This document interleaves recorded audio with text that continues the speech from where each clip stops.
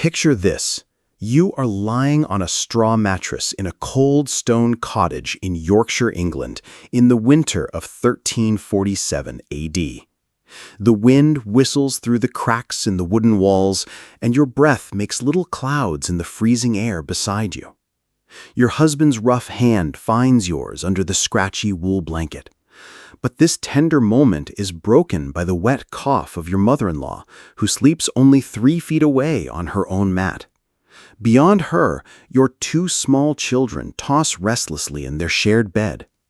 And in the corner, the pregnant pig that will feed your family through spring grunts softly in her pen. This is closeness in the medieval world, stolen touches between snores, whispers hidden by the crackling fire, and the constant feeling that every move, every touch, every breath is being watched. Privacy as we know it today simply did not exist. The very idea would have felt as strange to a 14th century peasant as flying to the moon. Before diving into these forgotten stories of survival and hardship, if you like hearing about the hidden truths of history, think about hitting the like button and subscribing for more stories like this. And please comment below to tell me where you're listening from. I find it amazing that we share these old stories together from different places in the world, connected across time and space by our shared curiosity about the past. The single-room home you lie in held maybe 8 or 10 people across 3 generations. Your husband's elderly father has the honored spot nearest the fire. His stiff joints need warmth. The unmarried brother sleeps on the floor by the door, ready to protect the household. 2 servants, if you were lucky enough to afford them, curl up in the barn with the animals when the weather is mild. But in the bitter cold months, they too squeeze into this space, barely larger than a small apartment bedroom today. And still, in this crowded room, married couples found ways to show love, to make children, and to keep family ties strong. The tricks they used came from need, were refined through time, and passed down quietly from mother to daughter, father to son. The design of homes in the Middle Ages reflected this way of life. Even the rich lived in houses where the great hall was the main space for everyone together. The lord and lady could retreat to their solar, a private room, but even those often held multiple family members. Evidence from 13th century manor houses in England shows that most bedrooms had several beds, sometimes divided only by cloth hangings or thin wooden screens. For peasants, space was even tighter. The one room served as kitchen, workshop, dining room, and bedroom all at once. The fire gave both warmth and light, making it the center for everything. Furniture was few and simple.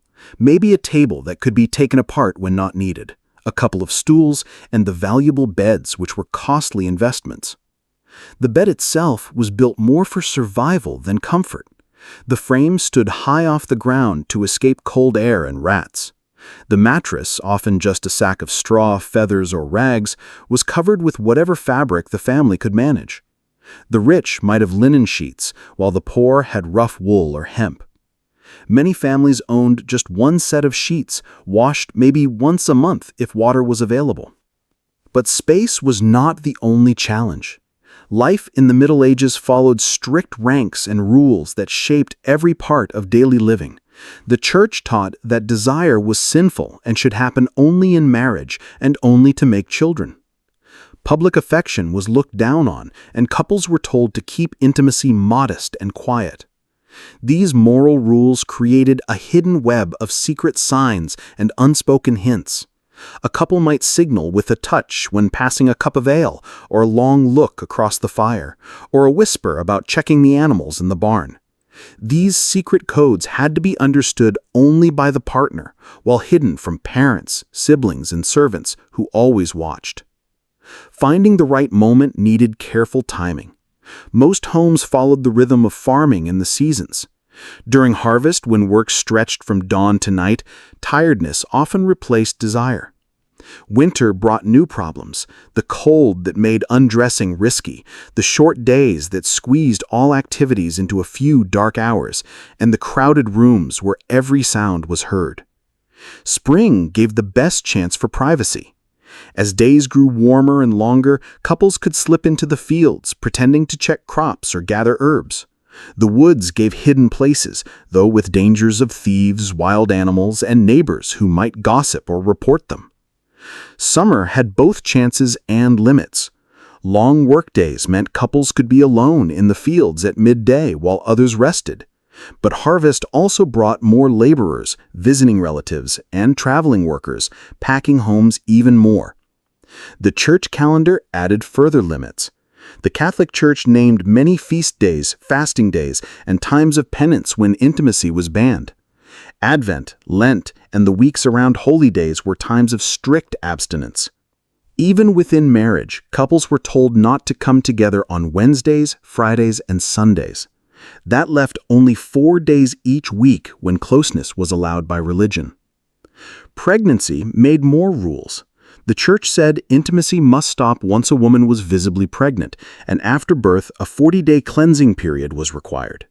But these long breaks also created desire and longing that made the reunion stronger. The midwife played an important role in guiding these hidden parts of married life. She was often the only one with true knowledge of women's bodies and fertility cycles.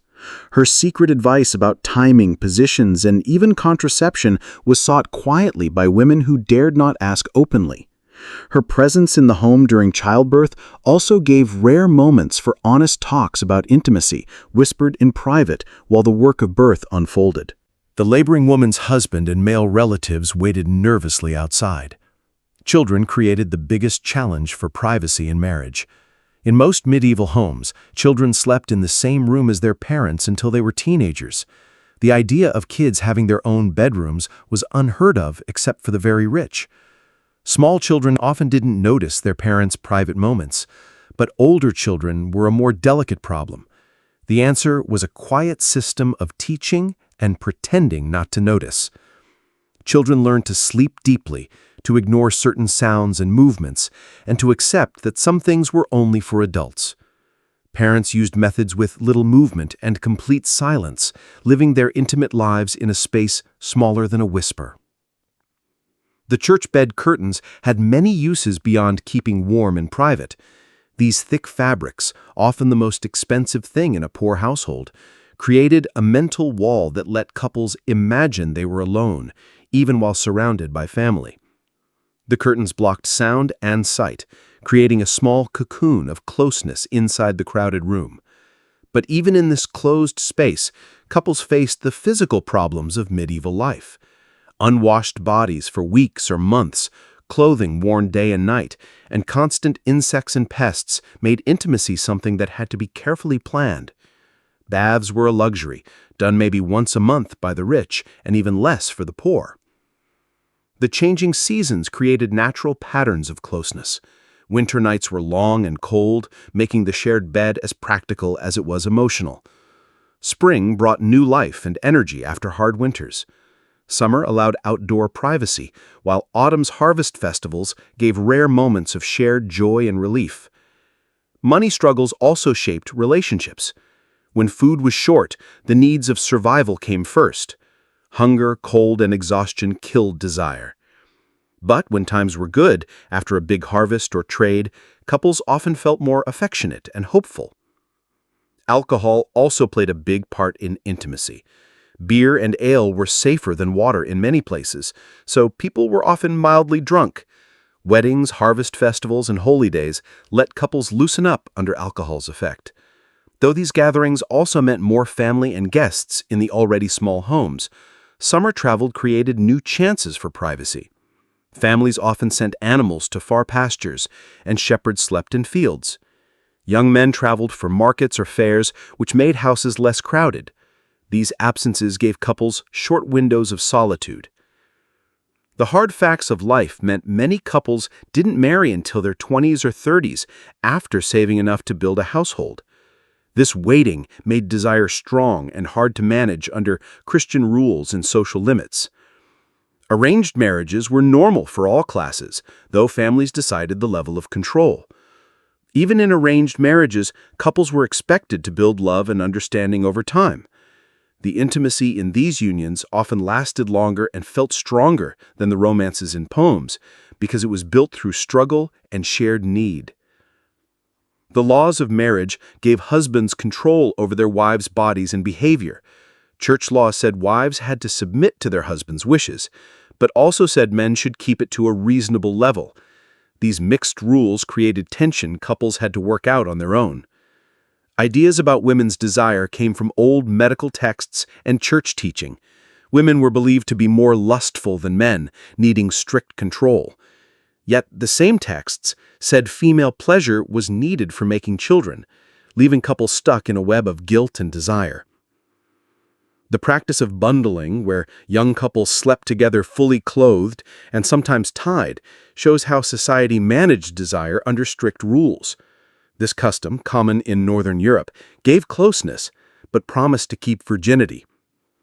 Birth control, though banned by the church, was still practiced in secret. Women shared knowledge of herbs and methods to avoid or end pregnancy. This hidden wisdom passed quietly between mothers and daughters, midwives and patients, working against official teachings. The idea of courtly love in stories and songs painted a dream of romance that didn't match real marriage. These fantasies gave hope, but also frustration to couples trying to find love within daily struggles. Changes in house design also showed slow shifts in privacy. Over time, separate bedrooms appeared, chimneys warmed more rooms, and glass windows allowed more comfort. But these changes came only for the rich and took centuries. The Black Death between 1347 and 1351 changed everything. With so many deaths, families who survived often had more space and wealth. The fear of death also changed how people looked at pleasure, making them seek closeness and comfort more boldly. Religious movements added even more pressure. Some taught spiritual marriage and celibacy, pushing couples to live as brother and sister without intimacy. The guild system in towns created new household patterns. Masters, wives, workers, and apprentices lived together, mixing authority and closeness in one building. The master's wife often managed young men far from their homes, balancing care, limits, and her own marriage. The medieval idea of time was very different from ours. Without clocks, people followed the sun, church bells, and natural work and rest cycles. This way of life gave couples chances for sudden intimacy, but it also made it hard to plan private moments. Music and storytelling played a big role in closeness. With no books or modern entertainment, couples often shared songs, poems, and tales as ways to connect emotionally. The tradition of romantic ballads gave them words to express feelings that might have stayed silent. The medieval kitchen, with its big hearth and group cooking, was often the center of household closeness. Couples worked together, tasting food and managing meals for a large family, building silent teamwork that carried into private life. Even going to bed was a carefully planned act. The order of who lay down, how bedding was arranged, and how the fire was managed all took effort. Couples had to find their moments of connection inside this routine without disturbing the flow of the home. Hospitality was a duty, and families often welcomed travelers for long stays. These guests squeezed into already small spaces, creating more obstacles for marital privacy. Sometimes the needs of hospitality came before the couple's own needs, testing the bond of marriage. Festivals gave couples rare chances to loosen up. Harvests, holidays, and special events brought drinking, dancing, and rituals that allowed married pairs to show affection more openly than normal. Marriage itself was seen as a holy act, both physical and spiritual. This belief gave couples a language to talk about their love as something deeper than attraction, adding emotional closeness.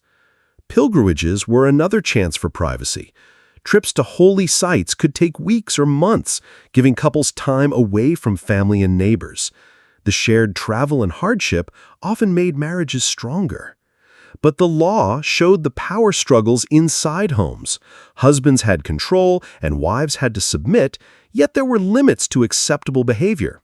Communities often stepped in to make sure couples seemed harmonious. Mental struggles also shaped relationships. Feelings like sadness, fear, or trauma were blamed on spirits or bad humors. Couples had to deal with these issues without doctors or therapy, making love even harder to manage. Big families living together created complex ties. Wives had to deal with mothers-in-law, husbands had duties to siblings, and unmarried relatives in the house all influenced private married life. Fosterage added more complications. Children were often sent to live elsewhere for education or opportunities, forcing parents to balance their emotions with practical goals. Marriage was also about money, land, and family honor. Couples had to balance personal feelings with these outside pressures. Ideas about the body were different too. Privacy for basic needs was rare, hygiene was shared, and modesty was understood differently. These shaped how intimacy was experienced. Godparents and spiritual ties added more layers, as these relationships gave others a say in family life.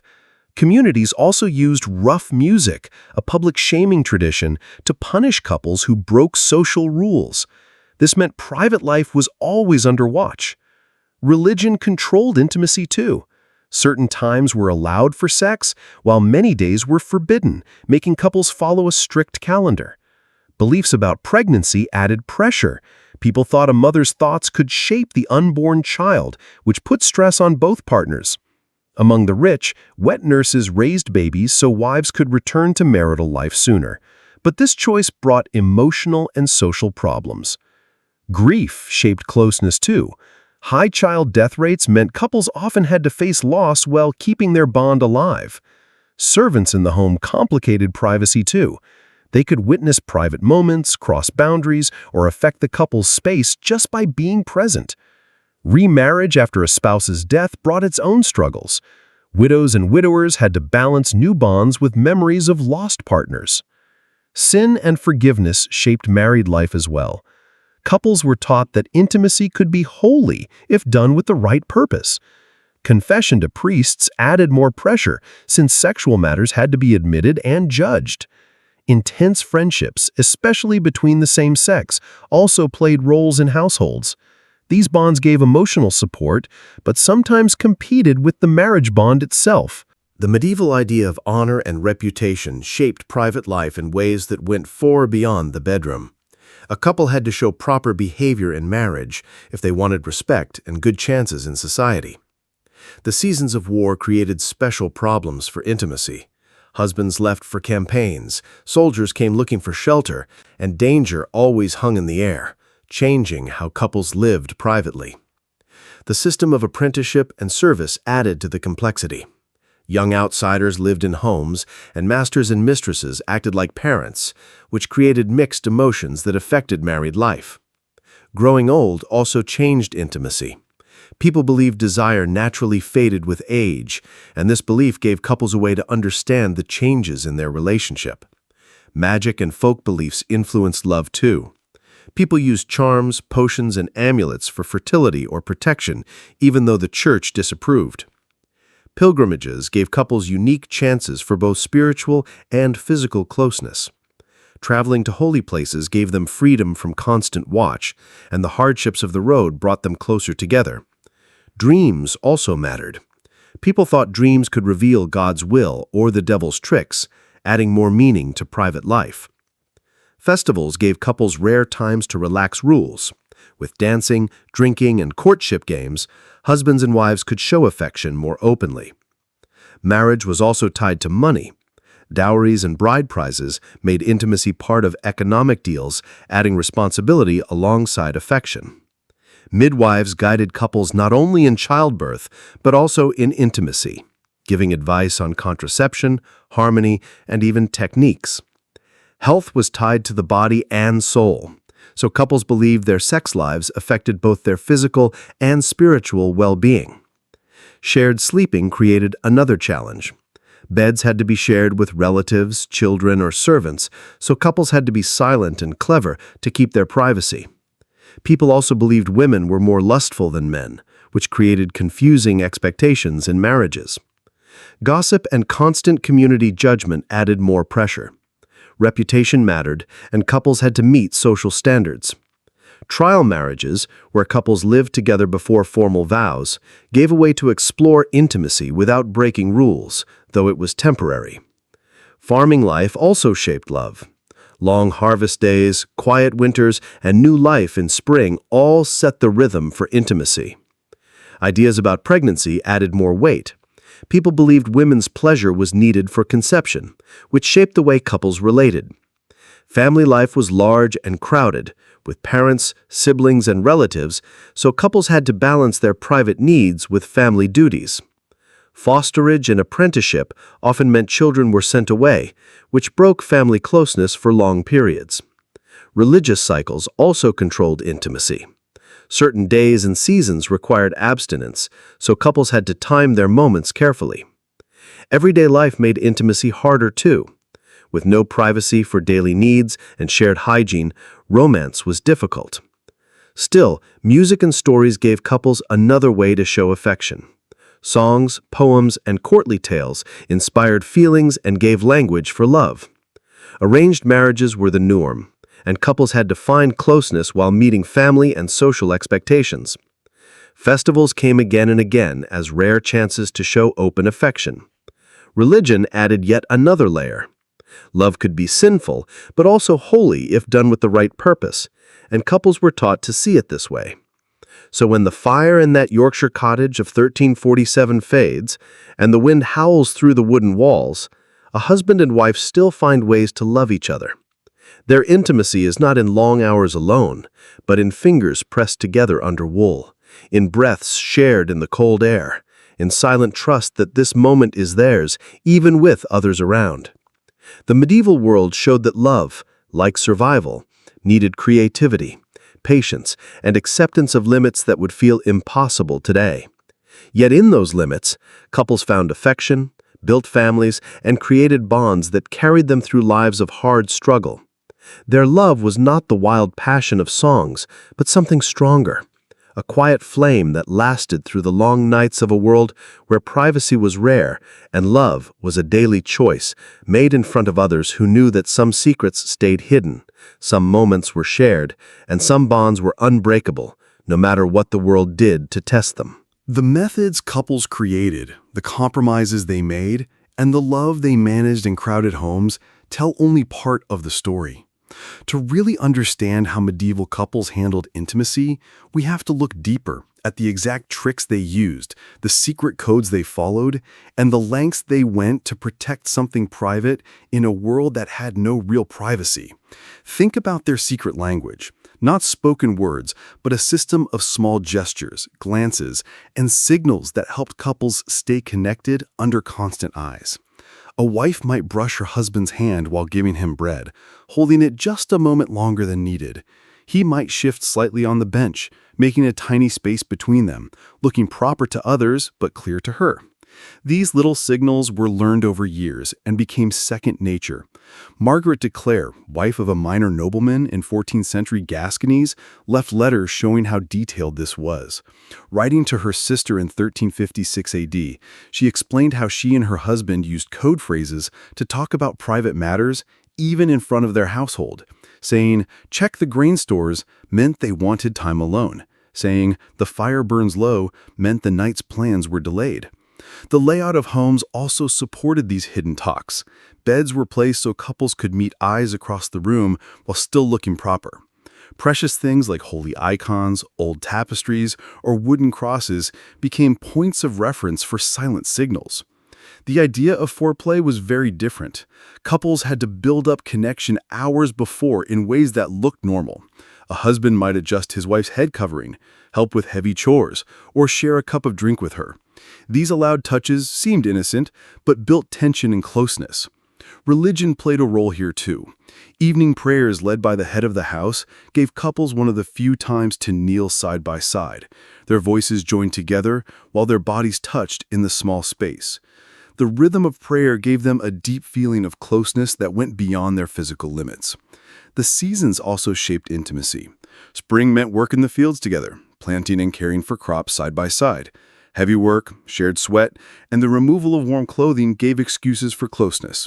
Summer brought chances for privacy outdoors, but the long days made full darkness shorter, so couples had to find moments at twilight before the night fully set in.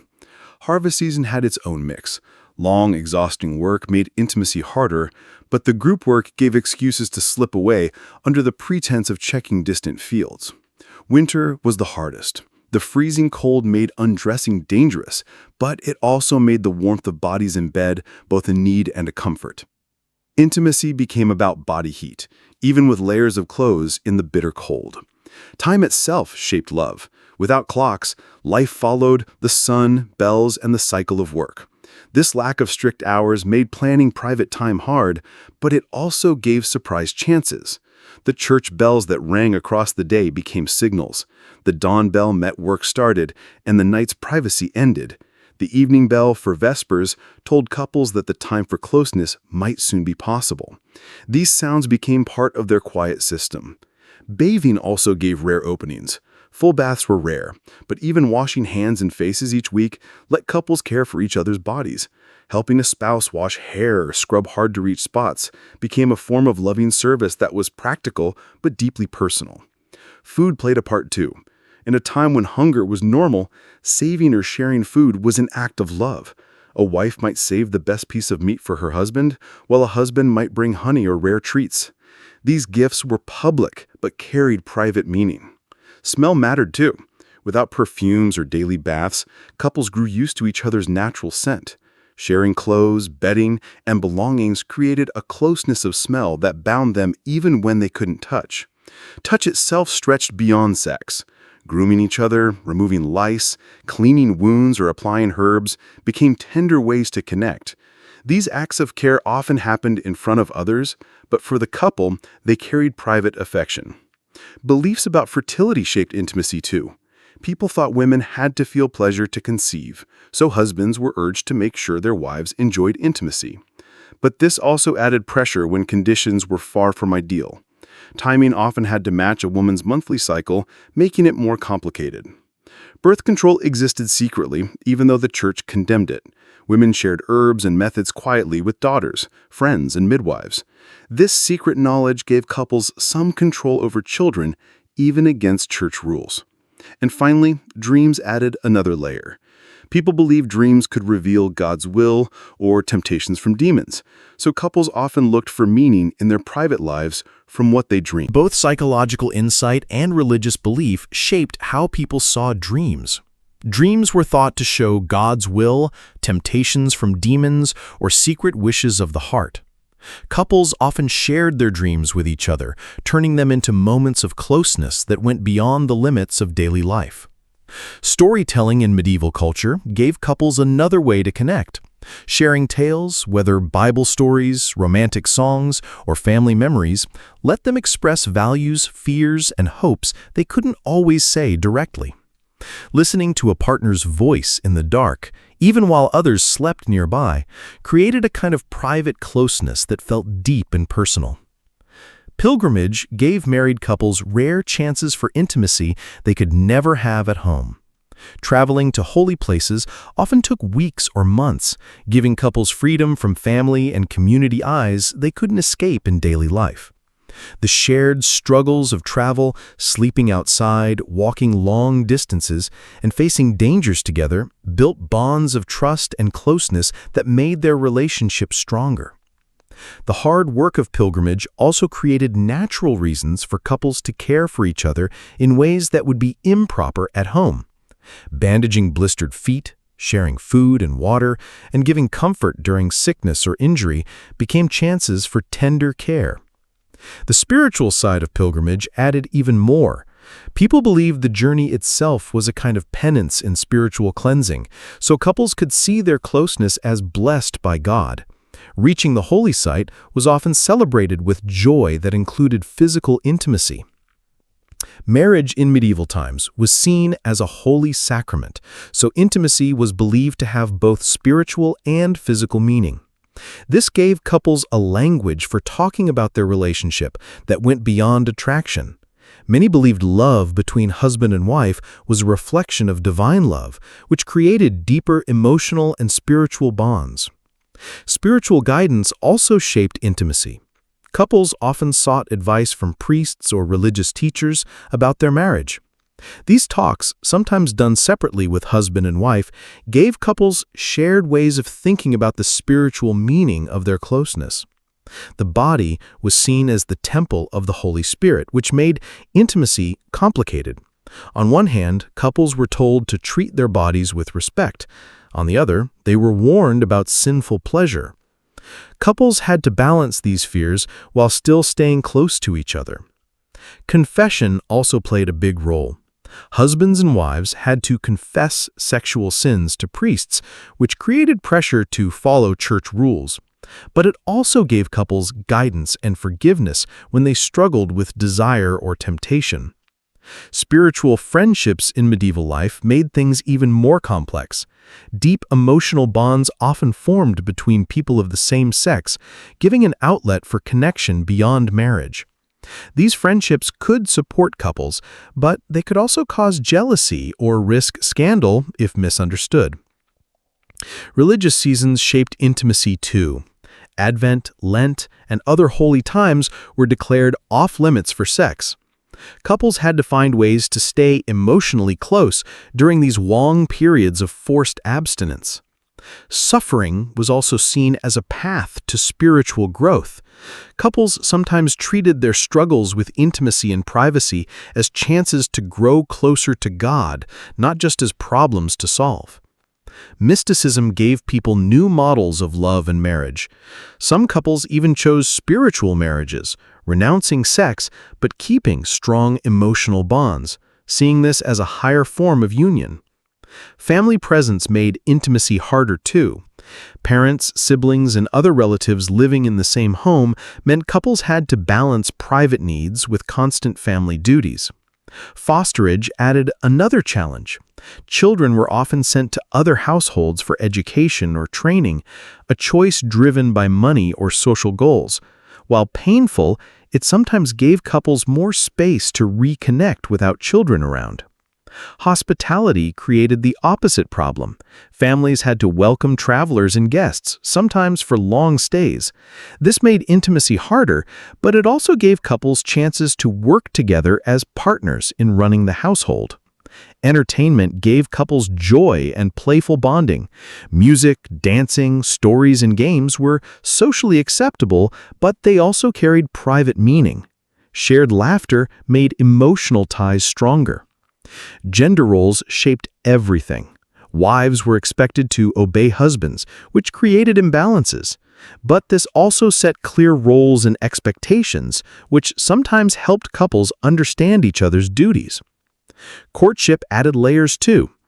Even in arranged marriages, couples exchanged gifts, shared meals, and slowly grew closer through small physical gestures. These steps let them build real connections within society's rules. Love was seen not just as a feeling, but as a virtue that could be grown with practice. Couples believed they could strengthen love by working at it, even when life made affection hard to show. Women's role in managing the home also created deeper partnerships. Running resources, planning for the family, and ensuring survival tied husband and wife together with respect as well as attraction. Medieval medicine created even more unique opportunities. For care and closeness, couples often had to look after each other during sickness and injury. Using herbs, giving treatments, and offering comfort in pain created tender chances for touch. The medieval view of death and its certainty shaped relationships, bringing both urgency and acceptance. With death always close, couples had to show love and promise in the middle of short and uncertain lives. Funerals gave formal ways to show love and grief. The mourning, the memories, and the comfort given during loss created moments of deep connection. Belief in resurrection and eternal life also shaped marriages. People thought marriage was temporary and would change in the afterlife, which made couples think differently about love's meaning. Guilds and work groups added extra duties to marriages. Joining guilds, keeping business ties, and following trade rules forced couples to balance private life with public duties. Apprenticeship brought new challenges at home. Taking in young workers, guiding them, and acting like parents to them changed how couples managed their private bond. Warfare also created problems. Men left for battles, soldiers came seeking shelter, and violence was always near, changing how couples lived their private lives. Honor and reputation mattered deeply too. Couples had to appear proper, avoid scandal, and protect family pride while still holding on to their personal closeness. Trade and markets gave couples the chance to work together. Running shops, selling at markets, and keeping customers turned marriage into both business and romance. Education added new pressures. Choosing teachers, paying school costs, and planning for children's learning meant couples had to juggle private needs with family duties. Laws also controlled marriage. Rules about consent, divorce, annulment, and property rights shaped how couples saw their roles and duties to each other. Taxes created more stress. Paying tithes, state dues, and heavy obligations made couples plan carefully to handle money together. Hopes for moving up in society also shaped love. The dream of advancement, chasing chances, and managing social ties forced couples to act as partners in strategy as well as romance. Technology gave couples new ways to work side by side. Caring for farm tools, fixing household gear, and learning new methods made them practical partners as much as emotional companions. Record-keeping also left proof of love. Contracts, property papers, and letters showed how medieval couples lived their private bonds. Festivals gave rare chances for freedom. Dancing, drinking, and courtship rituals let couples show affection more openly. Music gave couples another way to share feelings. Singing, playing instruments, and enjoying performances created emotional bonds beyond words. Writing letters gave couples a way to stay close even when apart. Exchanging messages, saving them, and using secret codes kept their connection alive. Astronomy was also part of love. People believed stars and planets shaped moods and emotions, explaining changes in relationships. Superstitions added more meaning. Charms, lucky days, and protective rituals gave couples ways to shape their connection. Gifts also showed love. Giving personal items, handmade objects, or special foods worked as love languages within social rules. Memory mattered too. Remembering dates, shared times, and promises kept relationships strong. Storytelling helped couples build shared tales. Jokes, family stories, and private myths made their love feel unique. Religious life also set patterns. Feast days, fasting, and times of penance told couples when intimacy was allowed or restricted. Community life shaped love as well. Helping neighbors, joining events, and offering support forced couples to balance private needs with public roles. Dispute resolution gave official ways to solve conflicts in marriages, creating systems to handle problems that could arise. For intimate care and closeness, couples often had to tend to each other during sickness or injury. Using herbs, applying treatments, and offering comfort in pain gave them tender chances to connect. The medieval view of death and its certainty shaped love, bringing both urgency and acceptance. With death always near, couples had to show love and promise within short and uncertain lives. Funerals gave formal ways to show grief and love. Mourning, sharing memories, and giving comfort during loss created deep connections. Belief in resurrection and eternal life also shaped marriage, making couples see their bond as something beyond earth. Marriage was seen as temporary, changing in the afterlife, which gave it new meaning. Guilds and work groups added extra duties to love. Joining guilds, keeping ties, and following trade rules forced couples to balance private and public life. Apprenticeships also changed homes. Young workers were taken in, treated like children, and this shaped how intimacy was managed. War brought challenges too. Men left for battles, soldiers sought shelter, and violence was always close, changing how couples lived privately. Honor and reputation mattered deeply, so couples had to look proper, avoid scandal, and protect family pride while still keeping their closeness. Trade and markets let couples work side by side. Running shops, selling goods, and handling customers made them both business and romantic partners. Education also added stress. Choosing tutors, paying for school, and planning for children's studies made couples balance private love with family duties. Laws controlled marriage as well. Consent, divorce, annulment, and property rules all shaped how couples saw their rights and duties. Taxes added more weight. Paying tithes and other dues made couples plan carefully to survive together. Hopes for moving up in society also shaped their love. Dreams of advancement, chasing chances, and handling social ties turned couples into partners in strategy as well as romance. Technology gave them more ways to work together. Caring for tools, fixing household gear, and adapting to new methods made them both practical and emotional companions. Record-keeping left traces of love. Contracts, property papers, and letters showed how couples lived their bonds. Festivals gave rare freedom. Dancing, drinking, and rituals let couples show affection more openly. Music gave another language for feelings. Singing, playing instruments, and joining performances created bonds beyond words. Writing letters helped couples stay close even apart. Exchanging messages, saving them, and using codes kept love alive. Astronomy was also part of love. People thought stars and planets shaped moods, explaining changes in feelings. Superstitions added more meaning too. Charms, lucky days, and protective rituals gave couples tools to guard their bonds. Gifts were another love language. Personal items, handmade objects, or rare foods showed care in public and private. Memory mattered too. Remembering dates, shared times, and promises kept bonds strong. Storytelling built shared tales. Jokes, family stories, and private myths made love feel special. Religion set patterns as well. Feast days, fasting, and penance decided when intimacy was allowed or not. Community life shaped love too. Helping neighbors, joining events, and offering support forced couples to balance private and public duties. Disputes were handled by mediation, church leaders, or local laws, giving couples ways to solve problems without breaking their bond. Virtue and its practice shaped love too. Chasing Christian values, avoiding sin, and building character gave couples a shared frame for their intimacy. Literature also played a role. Tales of courtly love, stories of romance, and struggles between passion and duty gave couples words to understand their own lives. Pilgrimage gave couples new spaces to rediscover each other. Shared travel, common goals, and freedom from social rules deepened their closeness. Healing linked to spirit also shaped love. Caring for each other in sickness, offering comfort, and celebrating recovery gave tender connection. Farming seasons gave rhythms to intimacy. Planting, harvest, winter rest, and spring renewal all brought new chances and challenges. Time itself was felt differently. Without clocks, people lived by the sun and bells, so couples learned to treasure moments of closeness in an uncertain life. Hospitality gave couples unity too. Welcoming guests, feeding them, and keeping harmony let them act as partners. Weather shaped love as well. Coping with storms, handling hardships, or enjoying good seasons affected intimacy. Animals also mattered.